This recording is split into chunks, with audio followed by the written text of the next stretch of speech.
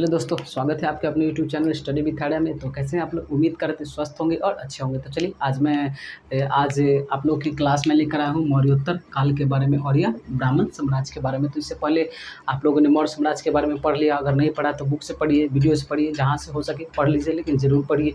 और चलिए, इससे पहले हम लोगों ने पढ़ लिया था कि मौर्य साम्राज्य में दो राजा बहुत प्रतापी हुए, एक चंद्रगुप्त मौर्य और दूसरा हुए अशोक। तो जब अशोक की मृत्यु हो गई, यानी जब अशोक की मृत्यु हो गई तो ये ज़्यादा दिन तक शासनकाल चल नहीं पाया और इसमें प्रतापी राजा हो नहीं पाए। एक बृहद्रथ सबसे लास्ट शासक के बारे में पूछा जाता है। ये आप लोग ध्यान रखिएगा कि चंद्रगुप्त मौर्य यानी मौर्य साम्राज्य का सबसे लास्टवां शासक कौन था? तो वो था बृहद्रथ। तो ये भी आप लोग को पता होगा, बृहद्रथ की जब हत्या हो गई थी, यानी बृहद्रथ की हत्या खुद के उसका सेनापति पुष्यसुंगमित्र करवा दिया था। ये आप लोग को यहाँ भी अब देख रहे होंगे, पुष्यसुंगमित्र, यानी जो पुष्यसुंगमित्र था उसका सेनापति था। कहीं कहीं पुष्यभूति वंश के नाम से भी इसे जाना जाता है। ये भी आप लोग ध्यान रखिएगा। पीसीएस में पूछा हुआ क्वेश्चन है कि बृहद्रथ की हत्या किसने की? तो आप लोग को ध्यान होगा कि बृहद्रथ की हत्या उसका ही खुद का सेनापति, यानी उसका खुद का सेनापति पुष्यमित्र करके और शुंग वंश का नींव डाला। और शुंग वंश नींव डालने से पहले ये भी आप बात जान लीजिए कि बौद्ध धर्म उस वक्त बहुत ज़्यादा चरमोत्कर्ष पे था। तो जब वो बौद्ध धर्म जब बहुत ज़्यादा मतलब आगे की तरफ डेवलप हो रही थी, तो वो जो उसका खुद का सेनापति था वो ब्राह्मण समुदाय से बिलोंग करता था। वो नहीं चाहता था कि बौद्ध धर्म आगे ज़्यादा जा पाए। ये ऐसा करके माना जाता है कि वो नहीं चाहता था कि आगे जाए, और वो उसकी हत्या करके और ब्राह्मण साम्राज्य का शुरुआत किया था। और चलिए, आज हम लोग जानते हैं मौर्य साम्राज्य के उसके बाद मौर्य साम्राज्य के बाद कौन सा शासन आया, एक छोटा छोटा कैसे साम्राज्य में टुकड़ी में बट गया, और कैसे करके उसके बाद विदेशी आक्रमण भी उसी समय से शुरू होने लगा। जब आप खुद समझ सकते हो कि जब राजा एकदम छोटा छोटा टुकड़े में बट जाए तो क्या हो सकता है देश का।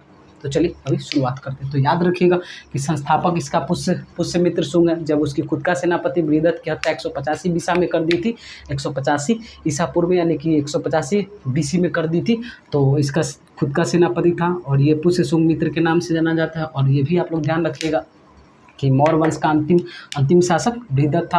यानी कि मौर्य वंश का अंतिम शासक कौन था? तो बृहद्रथ था। और मौर्य वंश के अंतिम शासक बृहद्रथ की हत्या किसने की? तो उसके खुद के सेनापति पुष्यमित्र ने कर दी और अपना शुंग वंश की स्थापना की। कितना ईस्वी में? तो 185 ईसा पूर्व में स्थापना की। उसके बाद याद रखिए, ये भी आप लोग ध्यान रखने योग्य बात है कि ये अपनी राजधानी विदिशा ले गई। यानी कि उससे पहले इसकी राजधानी, यानी चंद्रगुप्त मौर्य जब था, यानी कि मौर्य वंश जब चल रहा था, तो इसकी राजधानी पाटलिपुत्र यानी जो पटना थी। लेकिन अब इसकी राजधानी जब जैसे ही पुष्यमित्र शुंग यानी कि अपना वंश लेकर आया शुंग वंश, तो वो अपनी राजधानी विदिशा ले गई। ये भी आप लोग याद रखिएगा, विदिशा। उसके बाद फिर आप लोग जान लीजिए कि पुष्यसुंगमित्र के ही शासनकाल में 2 अश्वमेध यज्ञ हुआ था। और उस वक्त पुष्यसुंगमित्र के शासनकाल में 2 बार अश्वमेध यज्ञ हुआ था। ये भी आप लोग ध्यान रखिएगा। ये भी क्वेश्चन पूछा जाता है कि किसके शासनकाल में अश्वमेध यज्ञ हुआ था। और जो पतंजलि था पुष्यमित्र शुंग के दरबार में रहते थे। ये भी पूछा जाता है कि पतंजलि किसके दरबार में रहते थे? तो पतंजलि पुष्यसुंगमित्र के दरबार में रहते थे। चाहे ये भी आपसे क्वेश्चन पूछा जा सकता है कि पतंजलि जो थे किसके काल में वो आए थे। तो ये भी आप लोग ध्यान रखिएगा। और ध्यान रखने योग्य बात ही है कि पतंजलि पुष्यमित्र शुंग के दरबार में रहता था। ये भी आप लोग ध्यान रखिएगा। और जो पुष्यमित्र है उसको बहुत प्रतापी शासक माना जाता है, क्योंकि ये किया काम क्या था? तो ये देखिए, क्योंकि ये युंडो यूनानी मिनांडर था, उसको पराजित किया था। यहाँ पे छूट गया है, पराजित किया था। ये आप लोग ध्यान रखिएगा कि जो पुष्यभूति, यानी जो इसको पुष्यभूति के नाम से भी जाना, जो पुष्यमित्र था वो क्या किया था? इंडो यूनानी मिनांडर की हत्या की थी और उसको पराजित किया था। और एक इसमें और इम्पोर्टेंट क्वेश्चन आता है, हमेशा एग्जाम में पूछा हुआ क्वेश्चन है कि भरहुत स्तूप का निर्माण किसने करवाया था? तो भरहुत स्तूप का निर्माण पुष्यमित्र शुंग ने करवाया था। तो जिस तरह थोड़ा सा गर्मी आज ज़्यादा है और बहुत ज़्यादा नहीं, बहुत ज़्यादा, और बारिश भी लगातार होती है, फिर भी गर्मी बहुत ज़्यादा है। फिर भी चलिए, कोई बात नहीं। देखिए, जिस तरह पुष्यमित्र शुंग ने अपनी खुद के राजा का हत्या कर दिया था बृहद्रथ के, उसी तरह जैसे ही लास्ट शासक हुआ कौन? देवभूति। इसमें ये ध्यान, इसमें ज़्यादातर क्वेश्चन बनते नहीं, लेकिन जो ऑब्जेक्टिव बनते हैं और जो बुक में मतलब पूछा हुआ क्वेश्चन है उसको मैंने यहाँ पे नोट डाउन किया। और इसको मैं कोशिश करता हूँ कि सबको पता चले कि कैसा क्वेश्चन इसमें आता है एंशिएंट हिस्ट्री से, ये वाली चैप्टर से। तो लगभग 2-3 क्वेश्चन बनते इसमें से। हो सके तो ग्रुप डी वगैरह में तो आता ही नहीं है, कभी कभी हो सके तो साइड से कभी मतलब पूछ दे, लेकिन ग्रुप डी वगैरह में ये सब बहुत कम मात्रा में आता है। जो सच्चाई वो मैं बताता हूँ। तो देखिए, जैसे जिस तरह इसमें आप याद रखिएगा कि अंतिम शासक कौन था? तो अंतिम शासक देवभूति था। तो अंतिम शासक कौन था? तो शुंग वंश का अंतिम शासक देवभूति था। इसको आप लोग जरूर ध्यान रखिएगा। और उसके बाद आता है कर्ण वंश। जैसे जिस तरह से बोर्ड थोड़ा सा छोटा है, तो मैं इसके बाद मैं यहाँ लेके जाऊँगा, फिर यहाँ और फिर यहाँ थोड़ा सा हम लोग देखेंगे। एकदम छोटा सा वीडियो होगा ये, और एक ही वीडियो में पूरा आप लोगों की क्लास हो जाएगी, और एक भी क्वेश्चन छूटने का मैं पूरा एकदम 100% दावा करता हूँ कि एक भी क्वेश्चन आपसे नहीं छूटे, क्योंकि मैं ऐसा कंटेंट लाने की कोशिश करता हूँ जो आपको मतलब ऐसा कि एग्ज़ाम में ही सिर्फ पूछे। ऐसे एक्स्ट्रा मान लीजिए ज़्यादा वीडियो देखने से कोई फ़ायदा नहीं है। ऐसा वीडियो आप खोज के देखिए जो आपके लिए इम्पोर्टेंट हो और बस सिर्फ एग्ज़ाम के व्यू से बनाया हुआ हो। तो मैं ऐसा मैं क्वेश्चन लेकर आऊँगा ना जो पूरा 100% एग्ज़ाम में पूछा हुआ क्वेश्चन रहेगा, या तो प्रीवियस रहेगी नहीं तो संभावना रहेगी। ऐसा मैं क्वेश्चन लाने की कोशिश करता हूँ रोज़, और ऐसे ही मैं फ्यूचर में भी जब भी मैं वीडियो आएगा तो ऐसे ही क्वेश्चन आएगा। एक बार भी आपको फालतू चीज़ पढ़ने की कोई ज़रूरत नहीं, क्योंकि हम लोग को सिलेक्शन चाहिए, मुझे भी सिलेक्शन चाहिए। मैं भी अभी प्रिपेयर ही कर रहा हूँ, और सोचा कि चलिए थोड़ा सा अपना हेल्प होते होते किसी और का हेल्प हो जाए फ्री, तो बहुत अच्छी बात होगी मेरे लिए, और जो मेरा जो देखने वाले लोग होंगे उनके लिए, और जिनके पास मतलब तैयारी करने के लिए कोई मतलब साधन नहीं है उनके लिए बहुत ज़्यादा हेल्प होगी, तो मुझे भी बहुत खुशी मिलेगी।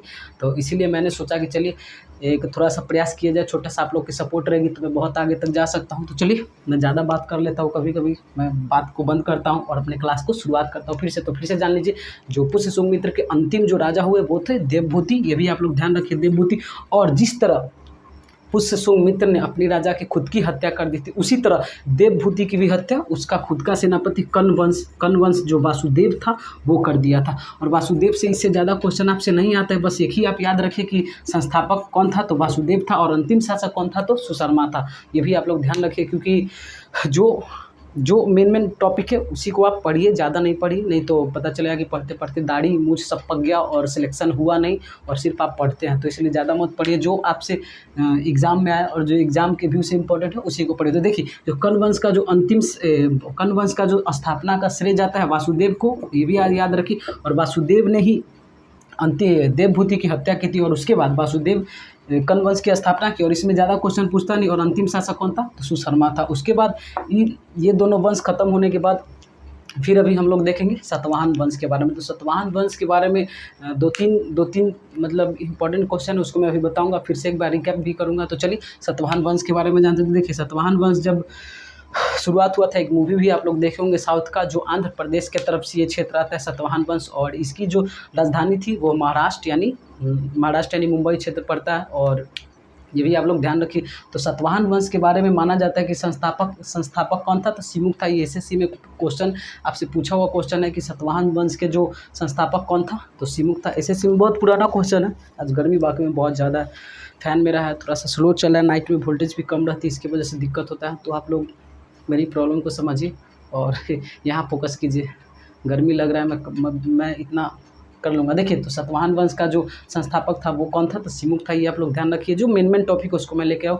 उसके बाद सातवाहन वंश यानी राजधानी कहाँ थी, तो प्रतिष्ठान महाराष्ट्र में। ठीक है, इसको आप लोग ध्यान रखिएगा। फिर आते हैं शासक। इसमें जो महत्वपूर्ण जो मेन शासक हुए, यानी कि सबसे ज़्यादा प्रतापी शासक, तो वो हुए गौतमीपुत्र सतकर्णी। ये भी आप लोग ध्यान रखिए। तो गौतमीपुत्र सतकर्णी के बारे में माना जाता है कि यहाँ पे जो शासक हुआ करता था वो यानी कि प्रीति तंत्रात्मक, सॉरी मैं प्रोनाउंसिएशन नहीं कहा, प्रीति तंत्रात्मक, और जो यानी कि आप जैसे मैं समझाता हूँ वैसे समझ। देखिए, जैसे कि यहाँ पे ऐसा हुआ ना कि जो राजा जो बनता था वो यानी कि लड़का बनता था, और जो उसका नाम जब रखा था तो उसकी मम्मी के नाम पे रखा था। इसलिए आप लोग देखे होंगे गौतमी पुत्र लगा हो, यानी कि उनकी मम्मी का नाम हो सके तो गौतमी पुत्र रहा होगा, यानी हाँ वाकई में ऐसी कुछ था। ठीक है, तो इसको आप लोग ध्यान रखिएगा जरूर।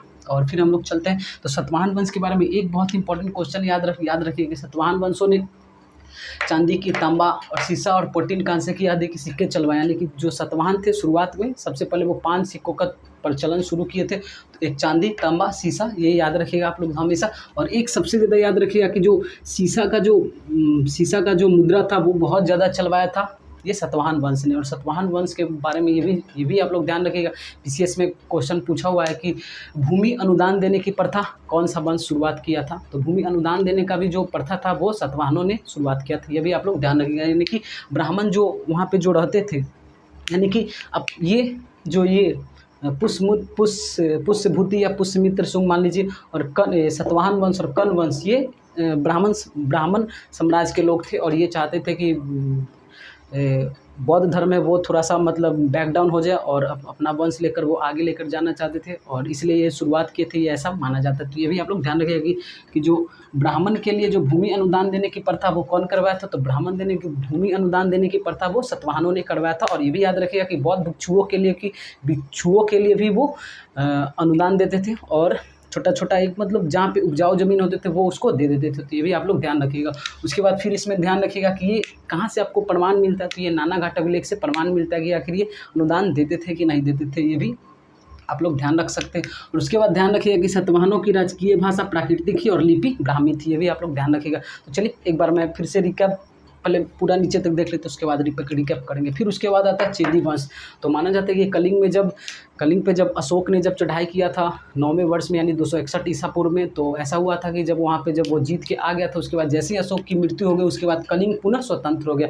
और कलिंग पुनः स्वतंत्र हो जाने के बाद छोटा-छोटा राज्य में बँट गया और छोटा-छोटा राज्य में बँटने के बाद एकदम कबीला टाइप में बँट गया सब लोग और उधर से विदेशी आक्रमण भी आके भारत पे आक्रमण करना शुरू किया और ये लोग खुद में लड़ते रह गए अपने संसार बचाने के लिए। और जब तक अशोक थे, जब तक वो एक जगह मतलब एकजुट करके शासन करते थे और पाटलिपुत्र को वो राजधानी बना के रखे हुए थे, लेकिन ये लोग जैसे ही आए अपने शासन में तो ये लोग छोटा-छोटा मतलब टुकड़ा में बँट गया। माना जाता है कि बृहदत्त के बाद ये मौर्य साम्राज्य का विलुप्त ही हो गया और उसके बाद आते-आते कलिंग के चेदी वंश के आते थे तो पूरा खत्म ही हो गया था। तो आप लोग इसको ध्यान रखिएगा कि जब अशोक की जब मृत्यु हो गई तो कलिंग पुनः स्वतंत्र बन गया। इसका परिमाण हमें कहाँ से मिलता है? तो इसका परिमाण हमें हाथी गुम्फा अभिलेख से मिलता है। पीसीएस में पूछा हुआ क्वेश्चन है, तो इसको आप लोग ज़रूर ध्यान रखिएगा। उसके बाद इसमें मेन टॉपिक है चेदी वंश में यानी कलिंग क्षेत्र पड़ता था। कलिंग अभी उड़ीसा क्षेत्र में है, ये भी आप लोग ध्यान रखिएगा। और ये भी आप लोग ध्यान रखिए कलिंग एक पुरस्कार भी है। तो एग्जाम में आया हुआ क्वेश्चन है ग्रुप डी में कि कलिंग क्या चीज़ है? तो कलिंग एक पुरस्कार भी मिलता है। मैं अगले वीडियो में पुरस्कार में धीरे-धीरे मैं जीके जीएस का पूरा में रिलेटेड वीडियो में लेकर आऊँगा, आप लोग जरूर मुझे सपोर्ट कीजिएगा। उसके बाद देखिए, तो इसमें अशोक की मृत्यु के बाद कलिंग पुनः स्वतंत्र हो जाता है। इसका प्रमाण हमें कहाँ से मिलता है? तो इसका परिमाण हमें हाथी गुम्फा अभिलेख से मिलता है, ये भी आप लोग ध्यान रखिएगा। उसके बाद इसमें आते हैं तो जैसे इसमें सातवाहनों में सबसे प्रतापी राजा कौन थे? तो गौतमीपुत्र सतकर्णी। इसी तरह इसमें सबसे प्रतापी राजा कौन थे? तो खारवेल था। इसमें सबसे ज़्यादा इंपॉर्टेंट है कि खारवेल था। और ये भी याद रखिएगा जो खारवेल था, जो उदयगिरी पहाड़ियों को क्या किया था? हाँ, खारवेल जैनों के लिए उदयगिरी पहाड़ियों को गुफा का निर्माण, यानी खारवेल था वो यानी समझिए तो जैन धर्म का अनुयायी था। उसके जो पिता थे माना जाता है कि वो जैन धर्म के अनुयायी थे और वो खारवेल था जो जैन गुरु को रहने के लिए क्या किया था? उदयगिरी को पहाड़ी को कटवा के गुफा का निर्माण करवाया था ताकि उसमें वो रह सके और वहाँ पे सेवा दे सके। उसके बाद इसमें फिर याद रखने योग्य बात है कि इसने मगध पर आक्रमण कर जीन शीतलनाथ की मूर्ति को जीत लाया था। यानी कि जो खारवेल था वो क्या किया था? आक्रमण करके कहाँ? मगध आप लोग पढ़े होंगे। मगध का उत्कर्ष सबसे प्रतापी यानी कि 16 महाजनपद में सबसे ज़्यादा उदय कारण क्या था? तो मगध था। मगध का उत्कर्ष आप लोग अगर नहीं पढ़े तो जाके बुक से पढ़िए, सेट मारिए और सेट मारिएगा तभी आपको पता चलेगा कि कौन सा क्वेश्चन वाकई में आता है और कौन सा क्वेश्चन नहीं आता। नहीं तो ऐसे पता चलेगा कि आप पढ़ते एकदम पूरा ये हो जाए और सिलेक्शन होगा नहीं। तो इसलिए सबसे इंपॉर्टेंट है जो भी आप जिस टीचर से पढ़ते हैं, जैसे टीचर से पढ़ते चाहे कोई भी हो, ठीक है, आप सबसे ज़्यादा इंपॉर्टेंट है क्वेश्चन पढ़िए, लेक्चर लीजिए, सुनिए और जाके सेट मारिए। बने तो समझिए कि टीचर ठीक है, नहीं तो नहीं ठीक है, आप टीचर चेंज कीजिए। क्योंकि यूट्यूब पे ऐसा आपको कंटेंट भरा पड़ा हुआ है फ्री का जो आप उसको ले नहीं सकते हो और बहुत ज़्यादा कंटेंट अच्छे टीचर भी है। और चलिए एक बार फिर से हम रिकैप करने की कोशिश करते हैं। आज हम लोग पढ़े मौर्योत्तर काल, यानी कि जैसे ही जब वाकई में बहुत गर्मी, जैसे ही आज हम लोग पढ़े मौर्योत्तर काल के बारे में, यानी कि जिस तरह चंद्रगुप्त मौर्य का साम्राज्य जिस तरह विलुप्त हुआ और उसके बाद जैसे ही लास्ट शासक बृहदत्त बचा तो बृहदत्त की हत्या किसने कर दी? तो बृहदत्त की हत्या उसके खुद की सेनापति पुष्यमित्र शुंग ने कर दी और पुष्यमित्र शुंग उसकी हत्या 185 ईसा पूर्व में करके और वो खुद का अपना शासक बना और वो पुष्यमित्र अपना शासक 185 बीसी में बैठा और उसके बाद उसमें ये ध्यान रखिए कि पुष्यमित्र ने दोबारा अश्वमेध यज्ञ करवाया और पतंजलि किसके दरबार में रहते थे? तो पुष्यमित्र के दरबार में रहते थे, आप ध्यान रखिए। उसके बाद याद रखिए कि अंतिम शासक कौन थे? तो देवभूति थे। और जिस तरह बृहदत्त की हत्या उसकी देवभूति यानी बृहदत्त की हत्या जिस तरह पुष्यमित्र ने कर दी, उसी तरह देवभूति की हत्या उसके कण्व वंश के संस्थापक जो वासुदेव थे वो कर दिए थे। और वासुदेव में जो पूछा जाए कि अंतिम शासक कौन थे? तो सुशर्मा था। और सुशर्मा के अपना वंश खत्म किया और निकल लिया। और उसके बाद फिर आते हैं सातवाहन वंश। तो सातवाहन वंश के बारे में याद रखिए कि इसका जो संस्थापक थे तो कौन था, तो वो सिमुक था और राजधानी प्रतिष्ठान महाराज क्षेत्र में पड़ता है। और उसके बाद शासक यानी मेन जो शासक थे यानी सबसे प्रतापी शासक तो गौतमीपुत्र सतकर्णी। और एक सबसे महत्वपूर्ण योग बात याद रखिए कि जो भूमि दान देने का जो प्रथा चलाया था वो कौन चलाया था, तो गौतमीपुत्र सतकर्णी यानी सातवाहनों ने चलाया था। और ये भी आप लोग याद रखें कि सबसे ज़्यादा किस चीज़ का सिक्का चलवाया था, तो शीशा का, ये भी आप लोग याद रखिए। उसके बाद इसमें ये आप याद रखिएगा कि उसके बाद चेदी वंश आता है। तो चेदी वंश में 2-3 चीज़ इंपॉर्टेंट है, उसको आप लोग ध्यान रखिएगा। और हाँ, सेट जरूर मारिएगा, तब आपको पता चलेगा कि वाकई में मैं ठीक पढ़ाता हूँ कि नहीं। तो चलिए इसी के साथ मैं अपने क्लास को समाप्त करता हूँ। और हमारी वीडियो अच्छा लगा तो आप जैसा आपको दिल करे वो कीजिए। जय हिंद, वंदे मातरम।